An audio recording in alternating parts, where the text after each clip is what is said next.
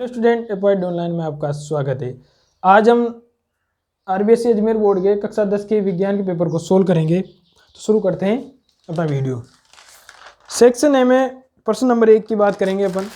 इसमें दिया हुआ है कि निम्न प्रश्नों के उत्तर का सही विकल्प का चयन कर उत्तर पुस्तिका में लिखिए। तो इसमें क्वेश्चन नंबर फर्स्ट है, उसके अंदर भी पॉइंट 1 यानी कि फर्स्ट क्वेश्चन है। उसमें लिखा हुआ है कि वर्दी का संदमन करने वाले हार्मोन का उदाहरण है। यानी कि वर्दी का संदमन, संदमन का मतलब क्या होता है? उसको रोकने वाला। तो यहाँ पर इसका ऑप्शन होगा ऑप्शन सी। क्या होगा? Option C. कौन होगा? एब्सिसिक अम्ल। ये क्या करता है? ये पौधे, ये किसके लिए? पौधों में। किसमें रोकता है? पौधों में। पौधों का वर्दी संदमन करने वाला हार्मोन है। उसके बाद दूसरा पूछा इसने कि मस्तिष्क का कौन सा भाग शरीर की संस्थिति एवं संतुलन के लिए उत्तरदायी है। यानी कि जैसे कि हम खड़े हुए हैं, इसको कहते हैं संस्थिति और संतुलन। यानी जैसे मैं चल रहा हूं, मैं खड़ा हुआ हूं, तो इसको नियंत्रित करने वाला मस्तिष्क का कौन सा भाग है? तो इसको कौन नियंत्रित करता है? आप सब जानते हैं। कौन नियंत्रित करता है? अनुमस्तिष्क। कौन नियंत्रित करता है? अनुमस्तिष्क। और इसमें देख लीजिए अनुमस्तिष्क कौन से ऑप्शन में है? इसमें भी सी ऑप्शन में है। तो दूसरे का भी ऑप्शन क्या होगा? सी होगा। तीसरे प्रश्न की बात करें कि आर और वाई, कैपिटल आर क्या है? एक तो है बड़ा आर और एक छोटा आर, फिर बड़ा वाई और छोटा वाई। इसमें पूछा है जीन संरचना का वाई लक्षण होगा। यानी कि इसमें जब हम इस पौधे को बोते हैं तो इसमें कौन से लक्षण अपन को दिखाई देंगे? तो जो बड़ा होता है वह लक्षण अपन को दिखाई देते हैं। तो यहाँ पर क्या है? कैपिटल आर और कैपिटल वाई लक्षण दिखाई देंगे। आर का मतलब हो जाएगा राउंड यानी कि गोल, और वाई का मतलब क्या हो जाएगा? येलो यानी कि क्या हो जाएगा? पीला। इसमें देख लो कौन से लक्षण दिखाई देंगे? गोल और पीला। तो इसमें ऑप्शन सी, इसमें भी कौन सा ऑप्शन आएगा? C option. उसके बाद बात करें ऊर्जा के नवीनीकरण स्रोत का उदाहरण है। तो ये बहुत सिंपल क्वेश्चन था, ये आपको आ गया होगा। इसमें ऑप्शन पवन ऊर्जा, पेट्रोल, कोयला और लकड़ी दिया हुआ है। तो इसमें नवीनीकरण का मतलब होता है जिसे हम बना सकते हैं नवीन तरीके से। जैसे पेट्रोल है, पेट्रोल के एक बार उपयोग करने के बाद दोबारा उपयोग नहीं किया जा सकता। एक बार कोयले को जला देने के बाद वापस उसका उपयोग नहीं किया जा सकता या उसका पुनर्निर्माण नहीं किया जा सकता। लकड़ी को जला देने के बाद भी उसे वापस लकड़ी नहीं बनाया जा सकता। लेकिन पवन ऊर्जा ऑप्शन है, वो क्या है? नवीनीकरण स्रोत है। नवीनीकरण स्रोत कौन सा होगा इनमें से? पवन ऊर्जा। कौन सा होगा? पवन ऊर्जा। पवन ऊर्जा कौन से ऑप्शन में? इसमें ए। कौन सा ऑप्शन हो जाएगा? ए ऑप्शन हो जाएगा। उसके बाद बात करें अपन पांचवी की, राजस्थान में जल संग्रहण की पुरानी संकल्पना है। यानी राजस्थान में जल संग्रहण यानी कि कौन सी जो पुरानी, यानी पुरानी पद्धति कौन सी इनमें से? और ऑप्शन कौन कौन से दिए हुए हैं? खड़ीन दिया हुआ है, बंदिश दिया हुआ है, बंदारस दिया हुआ है और कुल्हा दिया हुआ है। तो हम सब जानते हैं कि राजस्थान में पुरानी पद्धति कौन सी है? खड़ीन है, जो कि जैसलमेर में पालीवाल ब्राह्मणों द्वारा की जाती है। तो यानी कि इसमें कौन सा ऑप्शन आएगा? क्या आ जाएगा? खड़ीन। इसमें क्या दिया हुआ है? खादिन। तो क्या लिख देंगे? खादिन, खड़ीन, ऑप्शन ए। उसके बाद पूछा है अपने 6 में फिजिक्स का क्वेश्चन आ गया ये। इसमें दिया हुआ है कि दिए गए चित्र में पूछा क्या है? इसे कोण x का मान ज्ञात करना है। तो इसमें देखो जो पृष्ठ है वो क्या, कौन सा है? परावर्तक पृष्ठ है। परावर्तक पृष्ठ है तो अपन जानते हैं कि आपतित किरण और परावर्तित किरण द्वारा अभिलंब के साथ बनाया गया कोण क्या होता है? बराबर होता है। तो इसमें कितना कोण बना रही है? आपतित किरण अभिलंब के साथ 30 डिग्री। तो परावर्तित किरण भी कितना बनाएगी? 30 डिग्री। तो आंसर क्या आ जाएगा? 30 डिग्री। 30 डिग्री इसमें कौन से ऑप्शन में? फर्स्ट में तो क्या है? अ में 60 डिग्री, ब में क्या है? 90 डिग्री, स में 40 डिग्री और द में 30 डिग्री। तो कौन सा हो जाएगा? 30 डिग्री। क्यों? क्योंकि परावर्तन का नियम लगेगा, तो उस वजह से क्या हो जाएगा? ये 30 डिग्री हो जाएगा। तो 6 क्वेश्चन में कितना हो जाएगा? x बराबर 30 डिग्री। कौन से ऑप्शन है? डी। उसके बाद बात करें अपन 7वें क्वेश्चन की। 7वें क्वेश्चन क्या पूछा है? परितारिका की पेशियां नियंत्रित करती है। परितारिका किससे संबंधित है? नेत्र से संबंधित है। और हम सब जानते हैं कि परितारिका की जो पेशियां होती है वह आंख में जो पुतली का आकार होता है उसको नियंत्रित करती है। इसमें कौन सा ऑप्शन है पुतली के आकार का? फर्स्ट में दिया हुआ है प्रकाश नाड़ियां, नेत्र लेंस की फोकस दूरी, ब में समय क्या दिया हुआ है? पुतली का आकार, और द में दिया हुआ क्रिस्टलीय लेंस की आकृति। तो पुतली का आकार को नियंत्रित करती है, यानी कि पुतली के आकार को, पुतली का आकार, ये वाला ऑप्शन है। इसमें कौन सा है ये? इसमें भी ये सी ऑप्शन आएगा। उसके बाद बात करें 8th नंबर की क्वेश्चन की। इसमें क्या दिया हुआ है कि KWH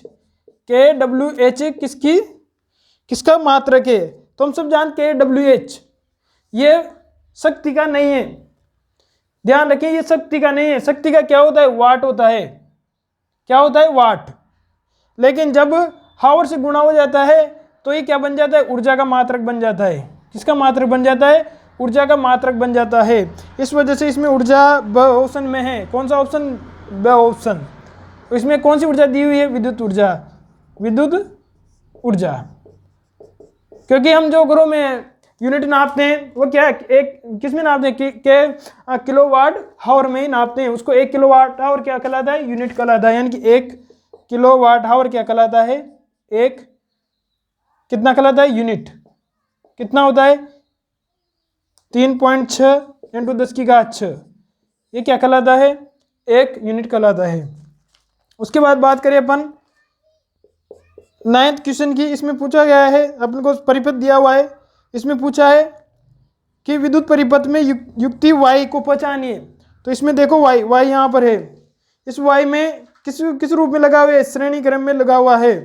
तो ये क्या हो जाएगा? ये वोल्ट मीटर होगा ही नहीं, क्योंकि वोल्ट मीटर को परिपथ में किस रूप में लगाते हैं? समांतर क्रम में लगाते हैं। विद्युत सेल नहीं, कुंजी नहीं, अमीटर, हाँ अमीटर होगा। तो ऑप्शन क्या होगा? द क्या होगा? अमीटर। क्या होगा? अमीटर। ऑप्शन कौन सा? द ऑप्शन होगा, यानी कि डी ऑप्शन होगा। उसके बाद बात करें अपन वातावरण में, अगला क्वेश्चन है 10वां। उसमें है कि वातावरण में चांदी के ऊपर काली परत चढ़ने की प्रक्रिया है। यानी कि जब हम चांदी को खुले में रखते हैं तो उस पर काली परत चढ़ जाती है। काली परत का मतलब क्या हो जाएगा? संक्षारण हो रहा है। जैसे कि लोहे को खुले में रखने पर उसके ऊपर क्या लग जाती है? जंग लग जाती है। इसी प्रकार चांदी क्या हो जाती है? काली हो जाती है। यानी कि चांदी का क्या हो रहा है? संक्षारण हो रहा है। संक्षारण कौन से ऑप्शन में? बी ऑप्शन में है।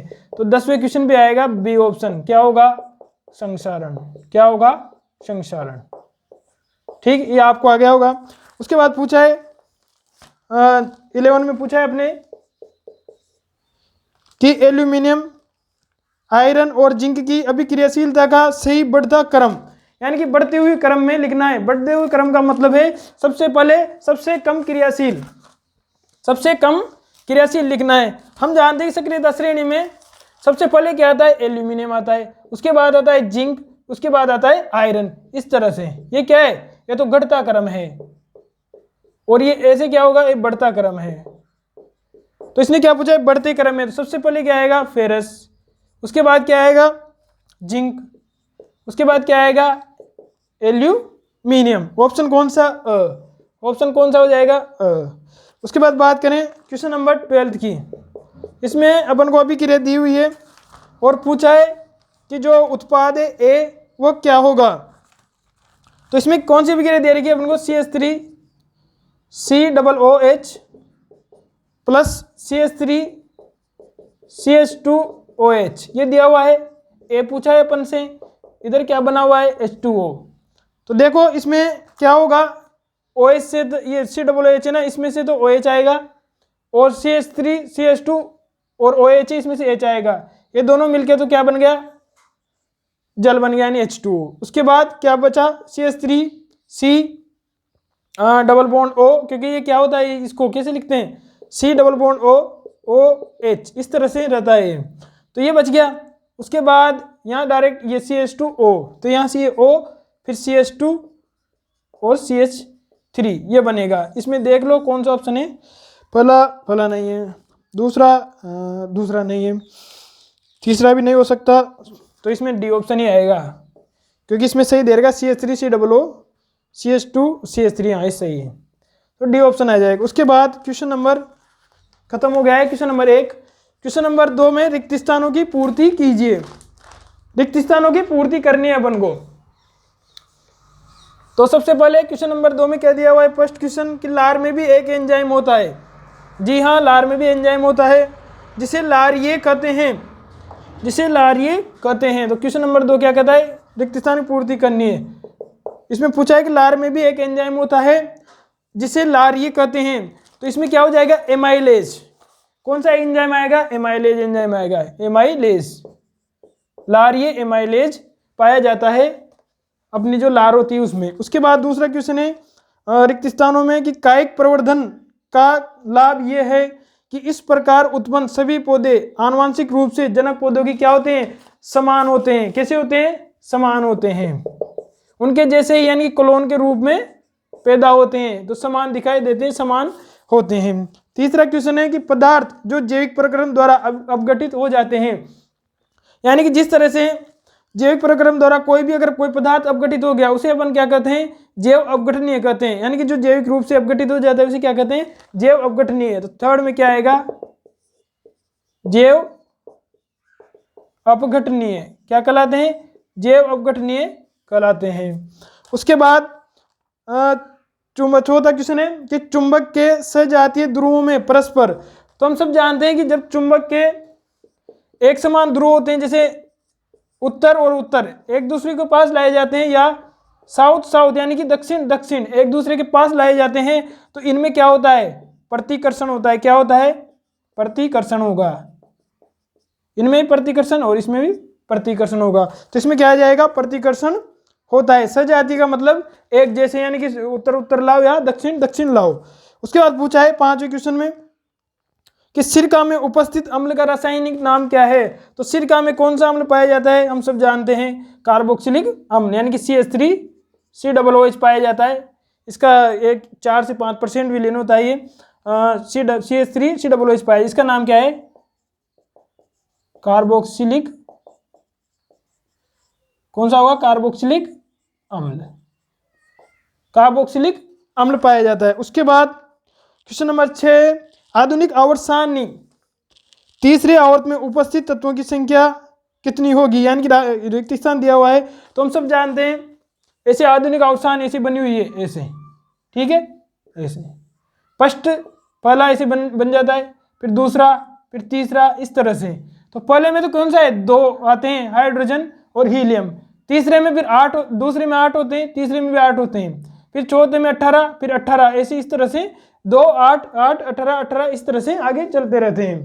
तो 1 2 3 4 5 हो गए, फिर 32 32 ऐसे तत्व बढ़ते चले जाते हैं। तो कौन सा पूछा है अपन से, तीसरे आवर्त में, पहला दूसरा और तीसरा, तीसरे में कितने होंगे, 8 होंगे। तो कौन सा क्वेश्चन हो गया, 6th क्वेश्चन। कितने होते हैं, 8 तत्व होते हैं। कितने होते हैं, 8 तत्व होते हैं। उसके बाद प्रश्न खत्म हो गए हैं, दूसरा क्वेश्चन भी। तीसरा क्वेश्चन एक एक लाइन वाले हैं, ये आपने कर लिए होंगे, सिंपल सिंपल से क्वेश्चन है। उसके बाद सेक्शन बी आ गया, सेक्शन ए खत्म हो गया। सेक्शन बी में भी थ्योरेटिकल क्वेश्चन है, बड़े बड़े क्वेश्चन है, लेकिन सिंपल है, आपको आ गए होंगे। उसी तरह से सी भी सिंपल ही है, डी भी सिंपल ही है, ठीक है। तो आपने पेपर कर लिया होगा, आपका पेपर अच्छा गया होगा, हम यही उम्मीद करते हैं। और हमने जो ऑब्जेक्टिव टाइप क्वेश्चन है और रिक्त स्थान क्वेश्चन कर लिए हैं। आपको किसी प्रकार का कोई डाउट है पेपर को लेकर, कि कोई किसी प्रश्न में डाउट है, तो आप हमारे कमेंट बॉक्स में हमें शेयर कर सकते हैं, हम उसका आपको जवाब भेजेंगे। Thank you.